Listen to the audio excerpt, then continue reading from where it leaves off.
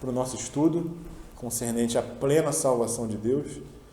Nós entramos agora numa fase de trazer para os irmãos os versículos que aparentemente mostram que a salvação se perde, para que nós tenhamos clareza, né? Para que nós tenhamos maturidade. Para que nós tenhamos maturidade e para que nós saibamos também ler a palavra de Deus, né? Se nós lermos a palavra de Deus de forma incorreta, não de forma responsável, não de forma diligente, confiando no Espírito, nós podemos ler a palavra do Senhor do nosso jeito, interpretar a nossa maneira, e aí ficaremos confusos, né? Como muitos têm feito a história da igreja, né? Então vamos lá, aquele versículo que nós sempre lemos na abertura, Efésios capítulo 2, versículo 20, os irmãos já sabem de cor, né?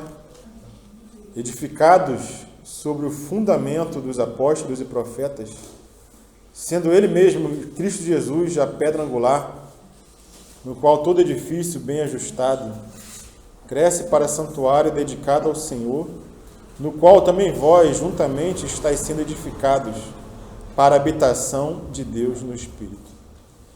Então, se nós temos, irmãos, uma ocupação, essa ocupação é ser edificado em...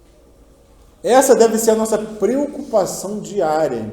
Os irmãos têm se preocupado com isso? Em todo dia, buscar ser edificado em Cristo, para a habitação de Deus no Espírito. Foi para isso que nós fomos chamados, irmãos. Para que o Senhor tenha uma casa, uma habitação onde Ele possa morar. E essa casa somos nós. Será que nós temos nos preocupado em nos edificar em Cristo Jesus? Essa deve ser a nossa ocupação, irmãos. O tempo que nós vivemos aqui na terra, até a nossa morte, essa deve ser a nossa ocupação. Nós temos que nos ocupar disso diariamente, né? E o que nós temos feito aqui aos domingos, aos sábados, às quartas-feiras, é justamente com esse propósito, de nos edificarmos mutuamente. Sei que tem alguns irmãos que não conseguem vir durante a semana, não conseguem vir aos domingos, mas sempre que a gente pode, a gente está gravando as reuniões, colocando no grupo. Então, os irmãos que, em virtude de trabalho, de alguma tarefa, de alguma ocupação, não conseguem estar, pelo menos escutem as gravações, né? Para que nós sejamos edificados juntamente. Nenhum irmão fique para trás, né? Outros avançando, outros ficando para trás, para que a gente novamente tenha que colocar os fundamentos, né, Nazi? Os fundamentos, eles são colocados uma só vez, irmãos. Quem conhece obra aqui, construção? Né? Mesmo os que não conhecem, eles têm uma noção, né? O fundamento ele se coloca quantas vezes numa obra, irmãos? Uma só, não tem que derrubar. É uma só, irmãos. É uma só. Se nós queremos colocar o fundamento toda hora, a gente vai perder tempo, a gente não vai amadurecer. É verdade. Né? Tem que derrubar o prédio para botar outro fundamento. Isso, ficar fazendo remendo no fundamento, colocando aqui. Para fazer outro fundamento, tem que derrubar o prédio. Tem que derrubar, pô. Fazer outro fundamento. Perde tempo, perde material, perde energia. Então, aos sábados, o irmão Nazi tem trazido a questão dos fundamentos. E tem sido bênção. Amém. Tem sido edificante, irmãos. Então, que nós possamos nos esforçar, né? Para considerar o trabalho do irmão, o trabalho dos irmãos que têm se dedicado nesse trabalho de edificação. Quarta-feira também, né? A gente tem a reunião das irmãs, a gente, os varões, a gente tem tentado botar uma reunião, mas fica meio complicado, meio difícil, né? Mas quanto mais nós estivermos tocando na palavra do Senhor, com a família em casa, com os irmãos,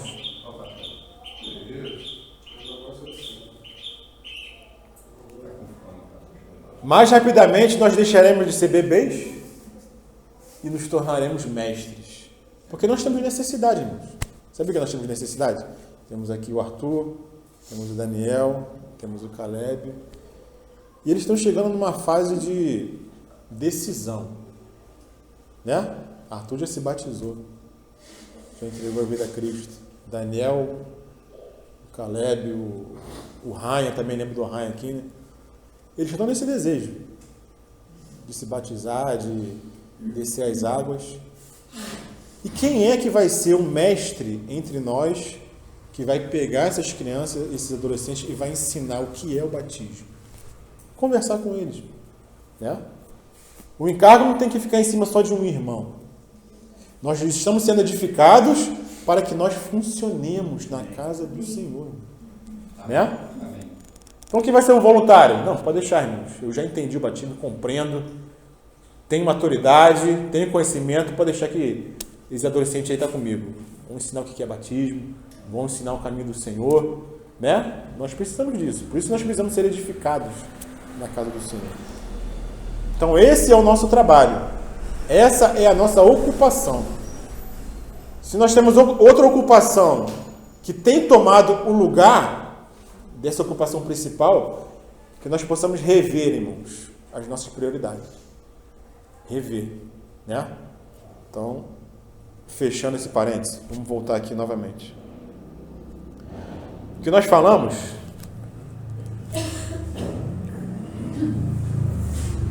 e nós vamos repetir hoje, só para contextualizar, é que nós devemos ter em mente que a palavra fala de 4 coisas que nós não podemos confundir com perda de salvação. A palavra fala de falsos irmãos, fala de disciplina dos cristãos, fala de perda de recompensa e fala de punição no reino para os cristãos. Essas 4 coisas a palavra fala. E muitos confundem isso com perda de salvação. Falsos cristãos, ou crentes nominais, né? Obrigado. Disciplina dos cristãos nessa era presente, nesse momento presente que nós estamos vivendo, existe disciplina para cristão. E disciplina não é perda de salvação.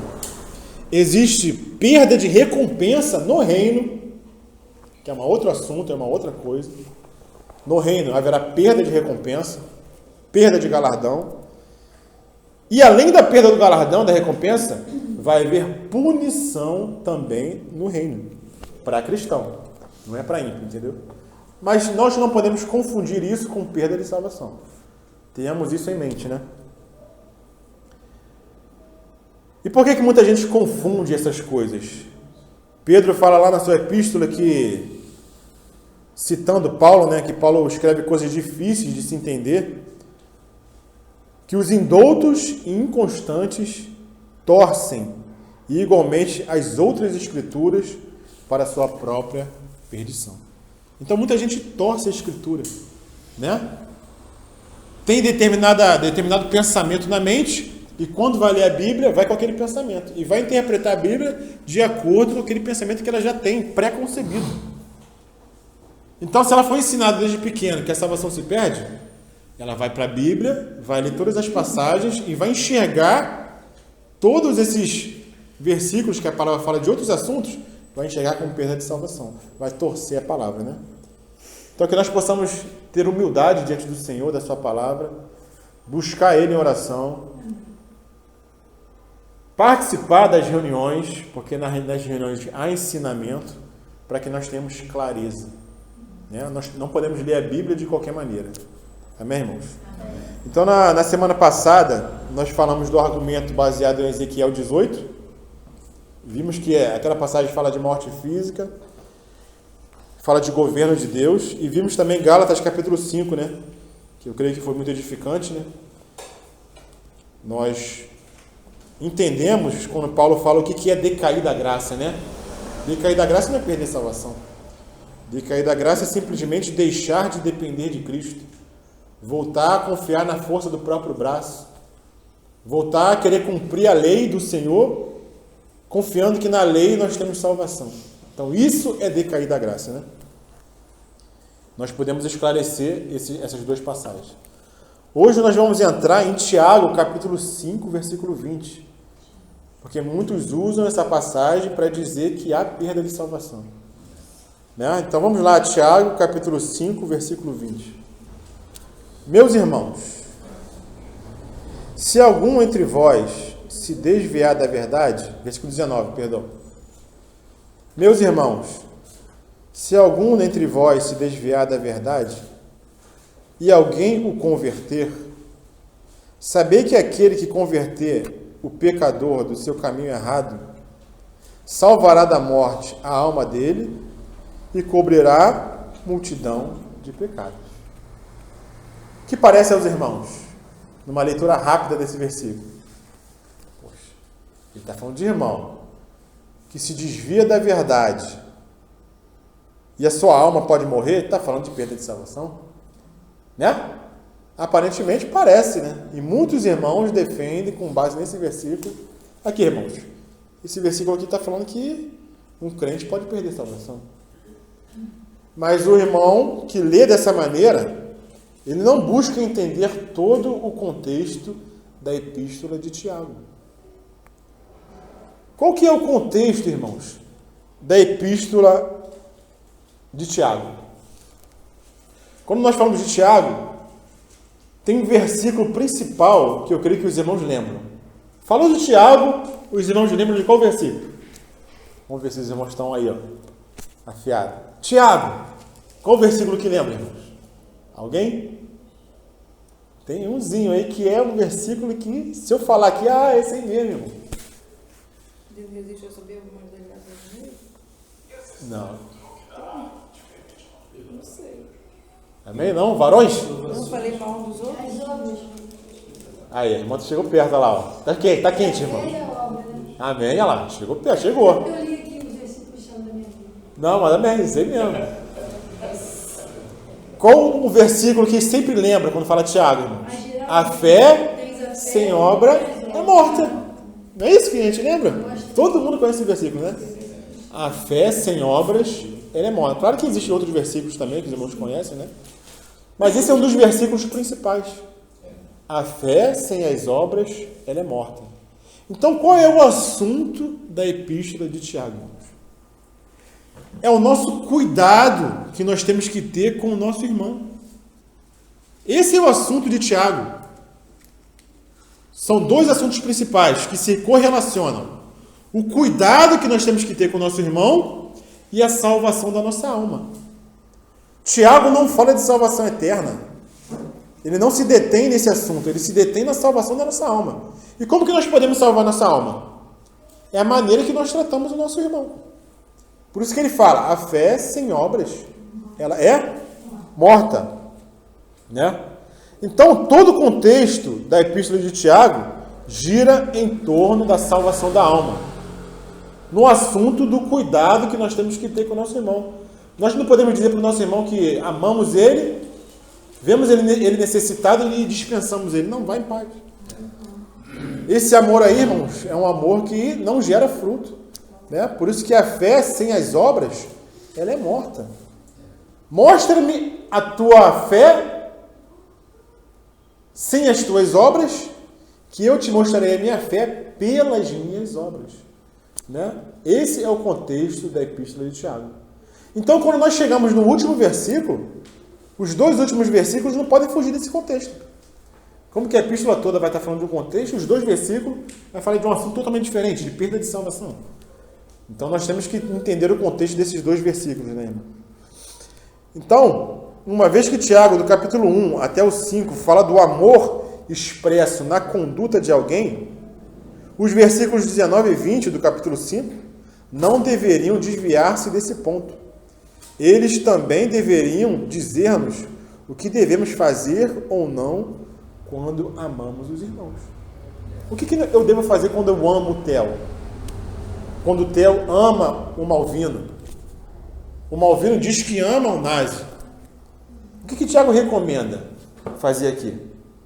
Meus irmãos, se algum dentre vós se desviar da verdade e alguém o converter, então esse é o amor expresso, irmão. Eu vejo que meu irmão está se desviando da verdade, está indo para um caminho tortuoso, um caminho que não convém. Qual é o meu papel, irmãos? Buscar converter o irmão. E muitos confundem esse converter como um novo nascimento. Não tem nada a ver com esse converter aqui, não tem nada a ver com o novo nascimento, irmãos. Não tem nada a ver com aceitar o Senhor novamente, né? Tem a ver com você se converter de um mau caminho que você tomou. Sim, ajudar o irmão, né? Mas existe também uma maneira de se fazer isso, irmãos. Não é de qualquer maneira. Porque se nós quisermos tocar na vida do irmão com intenção de ajudá-lo, trazê-lo de novo para o caminho do Senhor, para o caminho da verdade, mas fizermos isso de maneira indevida, isso também nos será cobrado. Então sempre existe uma maneira do Senhor de tratar com o pecado do irmão, de tratar com uma má conduta, de tratar de alguém que está se desviando da verdade. Não é de qualquer maneira, né? O Senhor nos ensina lá... Ele fala de cumprir. Sim, ele fala aqui, ó. Cumprir a multidão de pecados. Aproveitar o gancho aí do Theo. Saber que aquele que converter o pecador do seu caminho errado salvará da morte a alma dele e cobrirá a multidão de pecados. Os irmãos sabem o que cobre multidão de pecados? Mano, você mata a fiada hoje. Como que é? Pode falar alto, irmão. Vamos lá. É o amor. 1 Pedro, capítulo 4, versículo 8. Alguém pode ler em voz alta? Acima de tudo, porém, tende amor intenso uns para com os outros, porque o amor cobre multidão de pecados. Então, o que cobre multidão de pecados, irmãos, é o amor. Mas como o irmão Theo, ele compartilhou no grupo lá dos varões, né? O amor, ele caminha junto com outra coisa. Que coisa é essa? Verdade. O amor sempre caminha lado a lado com a verdade. Qual o versículo que fala isso, Theo?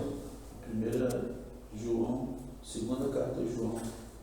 Ele fala 5 vezes, ele repete a palavra. Mas você botou no grupo outro versículo. 4 amor. Né? Tu botou Salmo, né? Salmo 85. Salmo 85, versículo 10. A graça e o amor se beijaram. O amor e a verdade se encontraram. Ou seja, caminham juntos. Salmo 85. A paz e a justiça se beijaram, né? Vamos ler lá Salmo 85, versículo 10. Encontraram-se a graça, que é o amor, né? A graça de Deus em Cristo, né? Encontraram-se a graça e a verdade, a justiça e a paz se beijaram. A versão dele está graça. Tem alguma outra versão diferente? Graça também? Qual versículo A mesmo? minha teve Salmo 85. 85, 10. A minha tá graça, mas eu anotei aqui misericórdia. Misericórdia na minha também. E a Encontrar a verdade, graça, encontramos a graça. a justiça e a paz se beijaram. Mas tem algumas versões que falam amor. Amor. O amor e a verdade se encontraram. Né? Nós tivemos uma série de ministrações aqui sobre o amor do Senhor. Né? E pontuamos bem esse ponto. Né? É porque Deus teve misericórdia de nós por causa do amor. Sim, a graça é a expressão do amor de Deus. Né? O amor de Deus é que tem com a misericórdia. É misturado mesmo. Sim. Pela misericórdia de Deus, pelo amor, ele enviou seu filho. Por isso, irmãos, que hoje, quando se fala de amor aí no mundo, é um amor diferente da Bíblia. Porque o amor que se fala aí fora é um amor que aceita tudo, irmão. Inclui tudo. Você tem que aceitar tudo da pessoa. Esse não é o amor bíblico.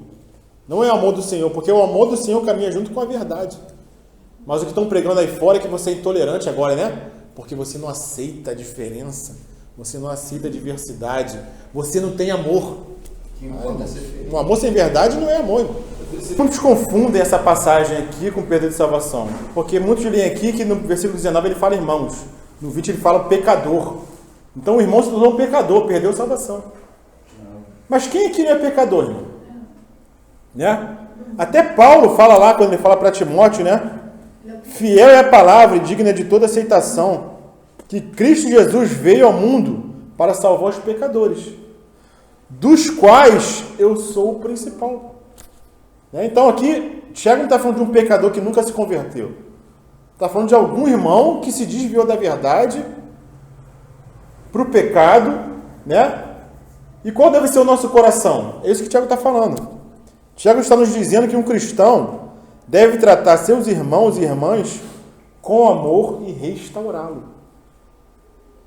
Esse trecho não está falando de um irmão perecer, de perder a salvação. Está falando de um resgate de um caminho errado que o irmão tomou, né? E como a gente falou lá no começo, né, existe uma maneira de fazer isso. Está lá em Mateus capítulo 18. Se algum irmão pecar, vai você e até ele só.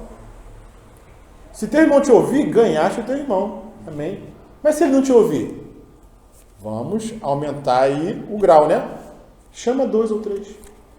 O irmão não quis te ouvir, você tentou. Chama mais algumas testemunhas, né? Irmãos maduros. Vai lá e trata com seu irmão. Mas você não tem que abrir o pecado do irmão para a igreja, para todo mundo. Você tem que cobrir o pecado, como fala Tiago. É cobrir o pecado. Não é sair contando para todo mundo o que o irmão fez, né? Todo mundo está sabendo, mas você mesmo não foi lá e não tratou com o irmão. Você vai ser cobrado se você tratar dessa maneira o pecado dos outros, né? Às vezes a gente quer tratar o pecado do irmão, o irmão está com um cisco no olho, a gente quer tratar do irmão com uma trave no nosso olho. Também não é correto fazer isso, irmão.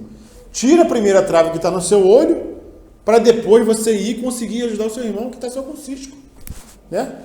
Está só com alguma coisa pequena no olho. Você estava pior do que ele. Quer ajudar, então? Primeiro olha para a sua vida. Vê como você está caminhando diante do Senhor. Porque senão a gente vai virar legalista, né? Vai ficar só acusando o pecado do irmão. Está errado nele, está errado naquilo, está errado naquilo outro. Você não se julga. E se nós não nos julgamos, irmãos, o que acontece? Estava conversando com o Theo sobre isso, né? Os outros vão julgar a gente. Então é melhor nós nos julgarmos, né? Se julgue primeiro. Veja o caminho errado e se converta. Se você não fizer isso por você mesmo, o Senhor vai mandar alguém para te alertar, né? Como o profeta fez com Davi. O profeta Natan. Davi não enxergava o pecado dele. O profeta teve que ir lá e mostrar para ele o pecado dele. E ele mesmo se acusou, né? E ele contou uma historinha lá, né? De uma ovelhinha, pá. E ele mesmo se acusou. Não, esse homem que fez tal coisa tem que morrer. Esse homem é tudo. Tremenda, né? Ele enxergou no outro, mas não enxergou nele. Não enxergou nele. Né? Mas tudo com base no amor, irmãos. O amor é a base de tudo, né? Nós devemos ter o coração de pastor. Aquele que deixa as 99 e busca a extraviada. A extraviada também é ovelha. Se perdeu, errou o caminho. Mas o pastor vai lá e busca. Nós temos que ter esse coração, né, irmãos? Então, Tiago fala disso. Não fala de perda de salvação. Fala de resgatar o irmão no caminho errado. Amém? Vamos ver uma outra passagem agora. Que eu acho não, né? Com certeza. É a principal passagem que gera dúvida no coração dos irmãos. Qual é a principal passagem que gera dúvida com relação à salvação? Se ela é eterna ou não é? Algum irmão se habilita? É a passagem mais difícil da palavra. Não, esse versículo aqui está dizendo que a salvação se perde. Não tem jeito. Quero ver você me explicar esse versículo. Hebreus 6, versículo 6. Hebreus capítulo 6. Fala, esse aqui você não vai escapar, irmão. Esse aqui está dizendo que a salvação se perde. Não tem jeito. Está escrito aqui. Hebreus 6, 6. Vamos lá. 6, 6. Hebreus 6. Começa no versículo 4. Esse aqui é difícil, né? Alguém pode ler isso para... Renata, leia para a gente. É impossível, pois, que aqueles que uma vez foram iluminados e provaram o dom celestial e se tornaram participantes do Espírito Santo e provaram a boa palavra de Deus e os poderes do mundo vindouro e caíram sim, é impossível outra vez renová-los para arrependimento, visto que, de novo, estão crucificados para si mesmos o Filho de Deus, Crucificando para si mesmo o Filho de Deus e expondo a ignomínia. Até aí tá bom. É impossível uma pessoa que caiu ser renovada outra vez para o arrependimento. Né? É uma palavra dura, irmãos. Vamos lá, mais uma vez. Qual o nome daquela ciência que estuda a boa interpretação bíblica? Hermenêutica, né? Então, para ler a Bíblia, tem que saber um pouquinho de hermenêutica. Apesar da palavra ser estranha, não é nada difícil, né? Uma simples interpretação de texto. A gente está lendo um texto, tem que saber interpretar o texto que a gente está lendo. A gente não pode pegar uma passagem, tirar do contexto, e porque a gente acha uma coisa, aplicar aquela passagem naquilo que a gente acha que é. Eu não acho nada, irmãos. Quem diz é a palavra. A gente não tem que achar nada quando lê a Bíblia. A gente simplesmente tem que ler no seu contexto cada coisa e entender o que está sendo falado. Contexto da Epístola aos Hebreus. O que a Epístola aos Hebreus está falando? Qual é o contexto da Epístola aos Hebreus? Hebreus capítulo 12. Vamos lá. Hebreus 13, na verdade. Hebreus capítulo 13, versículo 22.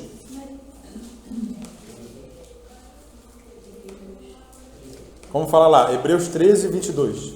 Rogo-vos ainda, irmãos, que suporteis a presente palavra de exortação. Amém. Então, Hebreus é uma palavra de exortação. Esse é o contexto. O que é exortação, irmãos?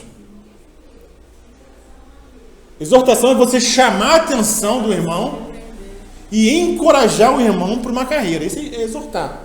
Você encorajar o irmão. Irmão, não desiste da carreira. Vamos lá. Como que a gente falou aqui semana passada, Theo? Theo, vai com Deus, mas persevera na graça. Isso é exortar. Sempre está lembrando, sempre está trazendo a memória. E os que já leram a Epístola aos Hebreus, o que a Epístola faz? Nós não sabemos quem é o autor, sabemos que é o Espírito Santo. Mas o que o autor sempre está fazendo?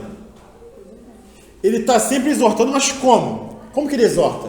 Ele sempre está trazendo exemplos do Antigo Testamento. A todo momento. Ele traz o exemplo dos irmãos, dos heróis da fé. Ele traz o exemplo dos sacrifícios que eram feitos. Né? Compara o Senhor com as figuras do Antigo Testamento. Ele está sempre indo e vindo. O Antigo Testamento falava isso. Isso quer dizer isso para nós hoje. Olha como o povo de Israel caminhou e caiu, porque não misturou a palavra com fé. Então a palavra não teve proveito. Ele sempre está indo no Antigo Testamento, mostrando o exemplo do povo para a nossa exortação, para que nós não caiamos no mesmo erro deles. É sempre isso. Então o propósito desse capítulo, irmãos, de toda a epístola, é dizer como progredir, não como ser salvo. O ensino é como progredir. Por quê? Vamos no contexto do capítulo 5. O final do capítulo 5 de Hebreus. Versículo 11. Fala o que lá, irmãos?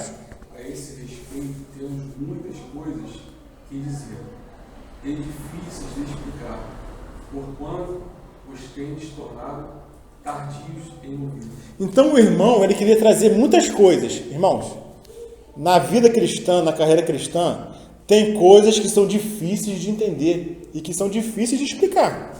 Se nós não tivermos maturidade, nós não entendemos, né? Se nós continuarmos nos fundamentos, nós não vamos avançar para entender esse tão grande mistério. Nós vamos ficar só na superfície, só no local raso, irmãos. Então o irmão está exortando o quê? A um progresso na vida cristã. Essa é a exortação dele. Ele continua.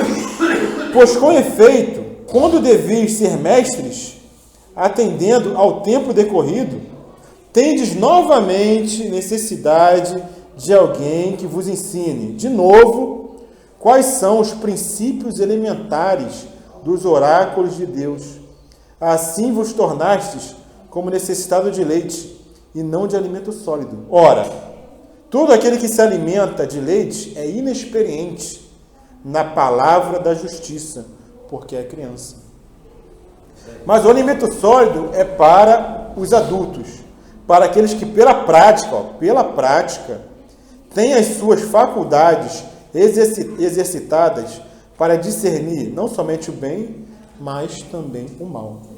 Então ele exorta aqui os hebreus a que eles, devido ao tempo, já era para ser mestre. Quanto ensino nós temos recebido aqui, irmãos? Quantos mestres nós não deveremos ter nos assuntos que já foram tocados aqui? Como citei anteriormente, né? O assunto do batismo. Já tem que ter um irmão que domine esse assunto e ensine para os novos que querem se batizar. Né?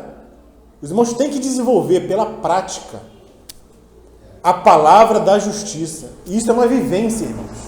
É você pegar a palavra, misturar com fé, naquela palavra que você ouve, e viver aquela palavra. Aí você vai sendo experimentado, você vai crescendo e vai entendendo os mistérios mais profundos do Senhor. Isso tem que ser uma coisa natural também. Uma coisa natural. Natural no sentido de que esse é o curso natural da vida do cristão, ele não pode parar. O natural é ele avançar. Se ele para, ele não está caminhando uma vida cristã correta, né? Ele estagna, ganhou uma verdade, parou ali e vai viver com aquilo até o final da vida. Não está progredindo, né? Não está avançando no conhecimento dos oráculos de Cristo, dos oráculos do Senhor. Então nós recebemos a verdade, amém. Mas nós temos que edificar sobre aquilo que recebemos. A casa tem que finalizar a construção dela, irmão. Uma casa que não foi colocada no telhado, não está acabada ainda. Tem que ter um embolso, tem que ter um acabamento. Olha o acabamento. O acabamento é coisa fina, irmão. Não é qualquer profissional que você chama para fazer acabamento. O grosso, tu pode até chamar um cara aí, mais ou menos, né? Faz o grosso ali, mas vai chegando um cara que não usa linha, que não usa prumo, vai dando trabalho para corrigir, irmãos. E quando chega no acabamento, na porcelana, nos pisos, no revestimento, né? Tem que ser um cara que é quase perfeito, né, Arthur? Não tem aqueles caras, você já viu o vídeo já, aqueles caras botando piso. Eles alinham direitinho e para testar se está bem alinhado, eles jogam uma moeda. Se a moeda passar de um piso para o outro, está perfeito. Ela nem sente a diferença. Então esse é o nosso avançar na casa do Senhor, irmãos. Nós temos que chegar à perfeição. Esse é o nosso alvo, é o nosso objetivo. Então ele continua, o começo do capítulo 6. Por isso, pondo de parte os princípios elementares da doutrina de Cristo, deixemos-nos levar para o que é perfeito. Irmãos, se deixe levar para o que é perfeito. Não fiquemos na nossa meninice, na nossa infantilidade. Ah, o irmão não falou comigo hoje, estou triste, não vou mais para a reunião, porque o irmão não me cumprimentou. Irmão, isso é meninice, irmãos. Vamos avançar. O irmão falou uma palavra mais dura, uma palavra de exortação, o irmão já se sente ofendido. Não aceita a palavra de exortação. É menino, é criança. Não tem sido experimentado pela prática, irmãos. Então nós temos que avançar com relação ao conhecimento do nosso Senhor. Ele chama ele de inteligência. Sim. E quais são esses princípios elementares, irmãos? Ele nem fala disso. Não lançando de novo a base. Vamos repetir junto, irmãos? Não lançando de novo a base de quê? Vamos ler junto, irmãos? Não lançando de novo a base de arrependimento de obras mortas. Número 1, arrependimento de obras mortas. Segundo, Obras mortas de fé em Deus. fé em Deus. Segundo, terceiro, Dos batismos. batismo. Quarto, Posição das mãos. quinto, Das mortes. sexto. Deus eterno. Amém. Isso é a base. Não, Nás? Amém. Terminamos ontem a base, certo? Ontem foi o último assunto. Mas não precisa voltar, né? Tomara que não precise voltar, né? Ontem nós tocamos no assunto do juízo eterno. Você vê que ele afirma aqui, né? E isso faremos se Deus o permitir. Se Deus permitir, a gente volta de novo, né? Se Ele permitir.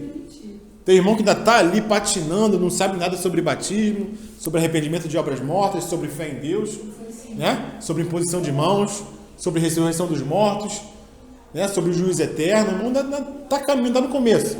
Todos nós passamos por isso. Mas não temos que ficar nisso, temos que avançar, né? Então o irmão, quando nasce de novo, ele tem que se arrepender das obras mortas dele, do passado. Não foi, Arthur, isso que aconteceu? Ele se arrepende, por quê? Porque ele tem fé em Deus, ele crê em Deus e ele se arrepende. O que aconteceu quando ele tem fé em Deus e se arrepende? Ele é batizado. Ele começa a aprender os rudimentos, as doutrinas, os fundamentos, né? Saúde dele. Mas, Arthur, tem que avançar, Arthur. Esse é só o começo, só a base. Vamos colocar um tijolinho aí. Vamos levantar uma coluna, uma viga, colocar uma janela. Tem que avançar. Não pode ficar parado. E por que ele fala isso? Aí ele entra na passagem do versículo 4.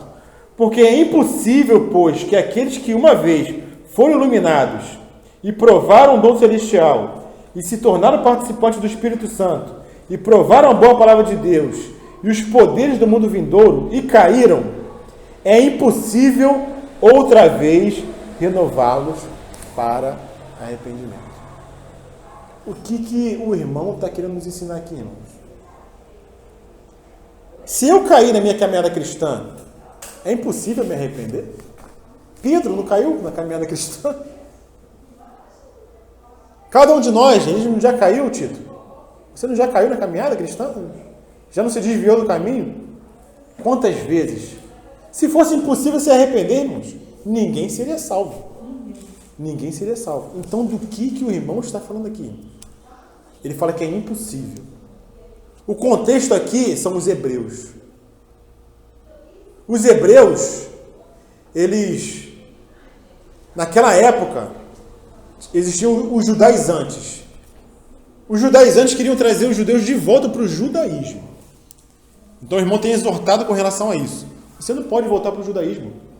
Se você nasceu de novo, você é do Senhor. Você tem que abandonar essas práticas do judaísmo. Porque isso tudo foi cumprido em Cristo. Então ele fala o que aqui? No versículo Hebreus 10, 24. Consideramos-nos também uns aos outros para nos estimularmos ao amor e às boas obras. Não deixemos de congregar-nos, como é costume de alguns. Antes, façamos as administrações e tanto mais quanto vejo que o dia se aproxima. É isso. Nós podemos aplicar isso para nós hoje. Não nos deixemos de reunir. Mas qual era o contexto nessa época quando foi escrito? A pessoa que era judia e deixava de se reunir é porque ele estava voltando para as práticas judias. De sacrificar de novo, né, o cordeiro para a remissão de pecado. Então, um sinal de que ele cria em Cristo e não tinha abandonado a Cristo é que ele se reunia com os irmãos. Esse era o sinal de que ele não estava voltando para o judaísmo e estava permanecendo em Cristo. O fato de ele continuar se reunindo, de continuar congregando e não deixar de reunir. Isso era um fato histórico que se aplicava aos judeus. Então, para uma pessoa dizer que não estava voltando para o judaísmo, ela tinha que permanecer se reunindo. Né? Se ela abandonasse a reunião, quer dizer que ela estava voltando para o judaísmo. E muitas vezes a pessoa ia para lá, abandonava a reunião, mas queria voltar para Cristo depois. O que ela pensava, Arthur, essa pessoa que queria voltar para Cristo? Eu abandonei. Então eu tenho que crer de novo, eu tenho que me batizar de novo, eu tenho que me arrepender de novo, eu tenho que crer tudo de novo. Mas se a pessoa creu uma vez, irmãos, é impossível crer de novo. Se a pessoa se batizou uma vez, é impossível se batizar de novo, irmãos. Porque se você fizer isso, você está dizendo que Cristo tem que ser crucificado novamente. Aquele primeiro sacrifício que ele teve não foi válido. Não, eu tenho que fazer tudo de novo. Eu tenho que começar tudo de novo. Isso é possível, irmãos? Cristo se morrer de novo por nós? É possível isso? Isso é impossível, irmãos. Então é impossível nós nascermos de novo, de novo. Não se nasce de novo 2 vezes. Só se nasce de novo uma vez. Né? Eu vou trazer um exemplo aqui da minha esposa aqui. Lembra aquele dia que a gente veio para cá de carro? Só que eu vim num carro e ela veio num carro diferente? Chegou lá no Caton e ela passou minha frente, né? Pum. Deixa ela, tá na frente, ela sabe o caminho, né? Só que chegou no final do Caton, ela pegou para a esquerda e o caminho certo era para a direita, certo? Ela foi lá para casa do André, em vez de vir para casa do Malvino. Errou o caminho, errou. Se desviou da verdade. Pegou um caminho errado. Muitos acham, irmãos, como o irmão tem falado aqui, que quando se desvia, quando cai, quando pega um caminho errado, ele tem que voltar para o começo, tem que se converter de novo. É como se ela tivesse errado o caminho, pegou um caminho errado e quisesse voltar lá para Bangu, para pegar o caminho certo de novo, para poder voltar. É necessário fazer isso, irmãos? Ir lá para Bangu, para começar tudo de novo. Errei aqui, vou ter que voltar lá para o começo. Voltar, pegar a estrada de novo, Caton de novo, para pegar o caminho certo? Não. Da onde a pessoa errou, ela se arrepende e volta.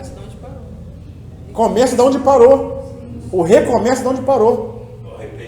Mas que arrependimento é esse de obras mortas que ele está falando? Que é impossível você ser renovado novamente, outra vez para arrependimento.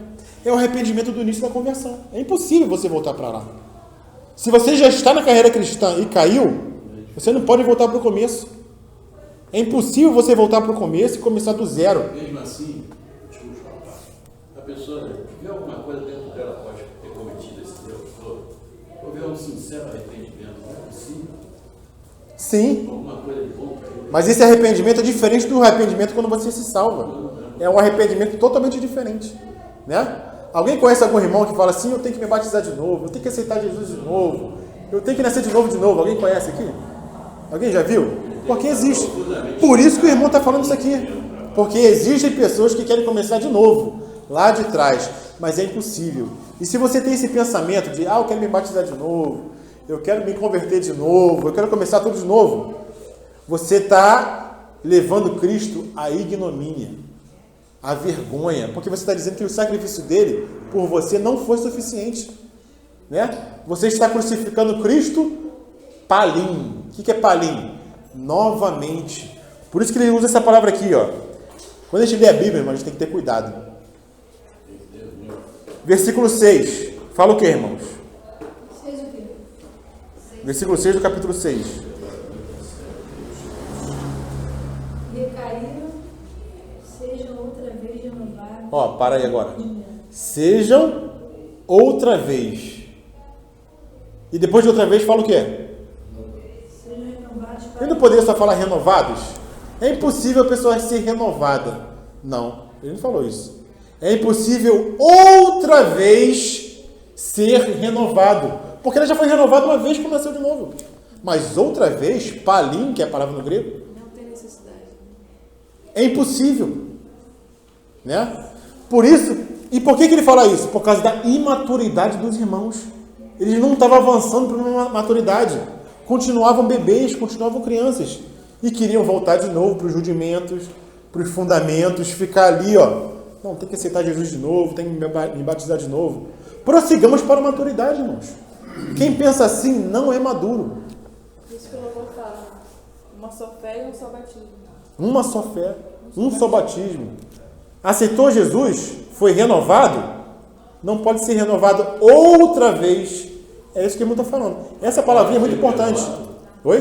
Pode ser perdoado se houver ainda dentro dele alguma coisa. Claro, ele só não pode voltar para o começo. Não, no começo não tem Pode como. querer recomeçar. Perdoado, ele pode, pô. Eu digo, é o desespero, porque te deu Se arrepender, ele pode. Mas se arrepender de obras mortas, não. Até porque o nosso Senhor é soberano, né? Ele sabe se a gente vai cair no futuro. O sacrifício dele é porque ficou para trás, passado, presente e futuro. Sim. Entendeu? Um sacrifício basta para toda a nossa vida, para toda a nossa eternidade, de todos nós. E por isso que João falou assim, filhinhos, não pequeis. Mas se pecarmos, temos um advogado. Amém. O detalhe é que ele não qualifica qual os pecados que você tem um Sim. advogado. Ele fala, não pequeis, ou seja, o pecado que a gente possa ter cometido, seja pequeno ou grande, como a gente queira qualificar, nós temos um advogado. E a primeira coisa que você tem que falar para o advogado é que você tem que contar a verdade para ele. O advogado fala, ó, você pode mentir para todo mundo, menos para mim, tá? Porque eu preciso saber toda a causa para te defender. Advogado comum. Então a gente vai para o Senhor e fala assim, eu fiz isso. Senhor, caramba, eu fiz isso aqui que é pior ainda. Ele vai te defender, gente. Esse cara. Mas vem cá, rapidinho. É igual o caso da irmã Aline. Com certeza ela se arrependeu de ter pego o caminho errado, ter passado à frente. Na hora que passou, eu percebi na hora. Aí voltei. Passou e entrei errado, e voltei. Eu fiquei aqui pensando o que Ô, vai, fez depois disso. Não, vai. Era uma situação difícil, né? Porque os hebreus estavam vendo. Sim. O Senhor chega a falar no capítulo 10, caramba, ele fala, pô, mas calma aí. É como se ele tivesse voltado lá em Levítico. Eles não entendiam isso. Sim, não Eles entendi. achavam que o sacrifício tinha que... É uma vez por todas. O Senhor explica. Em Hebreus fala várias vezes, uma vez por todas, o Senhor se deu a nós. Ele ainda chega a falar, Ele foi lá foi crucificado. bode, lá foi sangue de cordeiro, agora é meu filho. É uma vez por todas. Aí eles não entendiam. Aconselho depois de todos veio o Strong. O Strong tem uma explicação boa, por isso eu estava aqui lendo a peça aqui. Sim, sim. Parece que eu não estava prestando atenção, né? Estava vendo o Strong dando explicação sobre essa Hebreus 4, 6, 4. Vou finalizar, vou fechar só. A gente se Não, perde não. no tempo, né? Só que o Senhor é temporal. Sim. A gente acha que é só os nossos pecados do passado que foram apagados. Não. Os pecados que a gente nem sabe ele que vai cometer. Com certeza. Já foram perdoados. Só deixa eu terminar aqui e já passo a palavra para os irmãos. Então o que o irmão quer nos dizer aqui? Ele quis dizer que após um cristão ser regenerado, ele não pode ser regenerado novamente. Podemos ser regenerados no máximo uma vez, O apóstolo não estava dizendo que não é permitido alguém se arrepender novamente. Ele não estava dizendo isso. Ele estava dizendo que é impossível arrepender-se começando tudo novamente. Né? Então nós não temos o direito de fazer isso com o Senhor, de expor o Senhor à ignomínia, de expor o Senhor à vergonha. Né? Então, se nós nascemos de novo, amém, é só uma vez. O cair na caminhada, no prosseguir, no caminho até a maturidade, você se levanta dali, se arrepende porque o Senhor nos perdoa e avança para a maturidade, progresso na vida cristã. É isso que o irmão está falando aqui na passagem de Hebreus, capítulo 6, versículo 1 até o 8. Creio que ficou bem explicadinho, bem compreendido. Não fala de perda de salvação. Amém, irmãos?